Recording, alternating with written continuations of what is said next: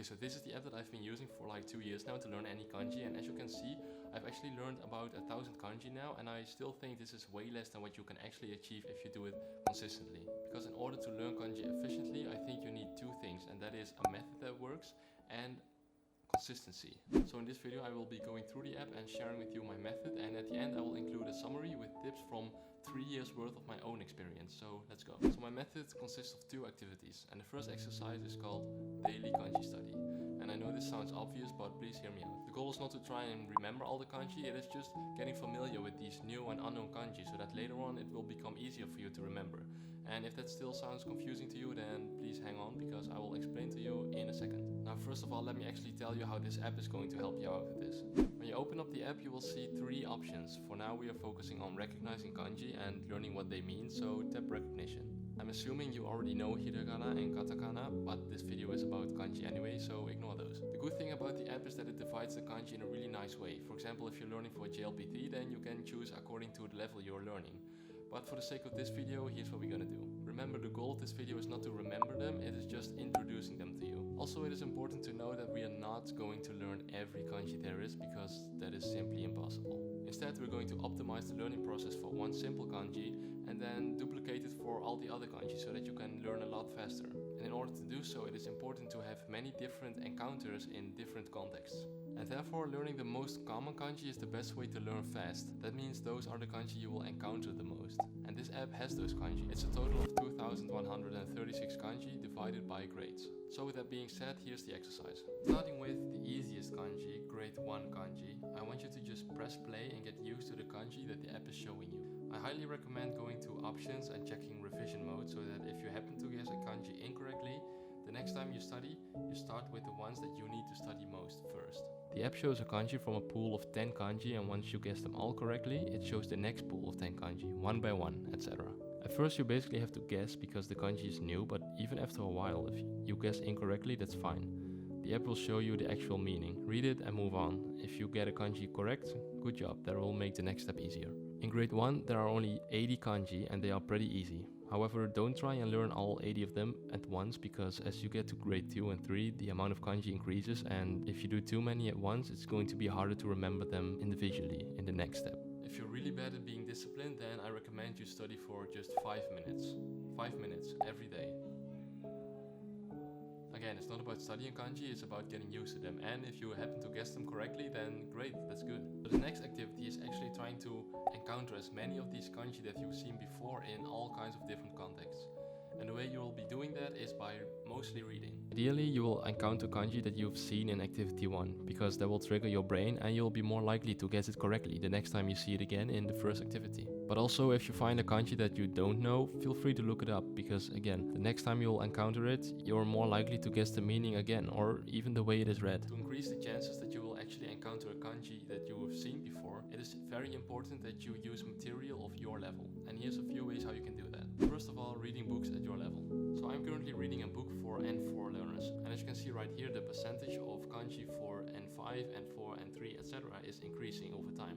So if you want to try graded readers as well, then this is a great way to determine what level graded reader is best for you to learn from. But a little disclaimer, and the app also disclaims this, there are no official JLPT kanji lists, but I think this is pretty useful information anyway in the app. Now the best way to get better at kanji is simply by reading, and that is because of 2 reasons. First of all, because that's what they're used for in the first place, to read them. And secondly, because by reading you actually learn the readings of the kanji, and that is something that the first exercise doesn't teach you. Don't worry, I'll talk about the readings of the kanji later on in the video. The most important reason is actually because when you see a new kanji, you create a sort of a mental note for your brain. And if that sounds confusing, basically the next time you see the kanji again, you can refer back to this moment when you first saw it. But don't worry, I'll explain it later on as well. But if you're not a big fan of reading, then you can also try watching content, and that somehow has subtitles in it, so that you will still get exposed to kanji. For example, YouTube or Netflix. I'm watching a Netflix series right now in Japanese with Japanese subtitles, and if I don't understand anything, then I can simply look it up.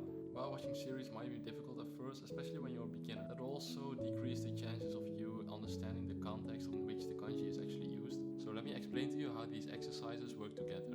Say you just started learning and the app is showing you this kanji that means river. Now you either guess the meaning right or wrong, but it doesn't really matter. Now that you have seen it at least once, it is hard for your brain to actually get it out, or aka recall the kanji if you need it. Now during the second exercise, there is a chance that the kanji that you just learned, so the river, is going to pop up somewhere, and that is where the magic happens. Now what is very important is that first you do understand in which context this kanji is used, because if you don't understand the context around the kanji, then it is going to be harder to understand the kanji in itself. And I also recommend to look up the reading of the kanji. You might find that you know the meaning of the kanji but not how it is read, and if you're like me, then you might skip the reading sometimes and you will think like, oh, it doesn't really matter, I'll just skip over it, and because I know the meaning, so I know what this sentence means anyway. But I really do recommend that you don't skip over it and try to figure out how the kanji is read as well, because sometimes in the future you might encounter this kanji again in a compound kanji, and the chances are more likely that you know how it is read in this case as well.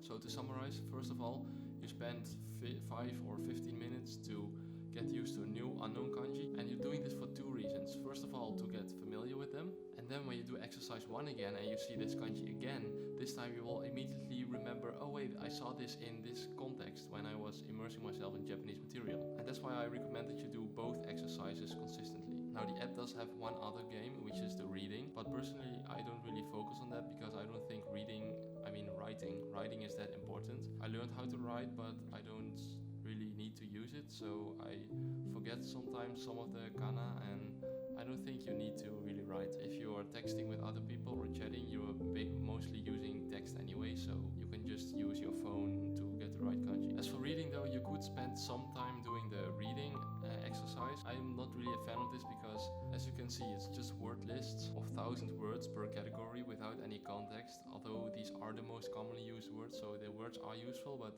the way you learn them without context is not really effective in my opinion. So you can choose to do maybe a few every day, but in my opinion you learn them way better with the second activity, which is the reading. Because when you encounter any kanji while reading or watching a movie or whatever, they will always be used as a noun, verb, etc. So you're learning vocabulary that way anyway, and especially if you look it up. So the main point is really it takes a good method and some time, aka consistency. And I've been learning for 3 years, but I haven't really been that consistent in my opinion. But if you are curious in what I have learned in these 3 years, then I will link another video.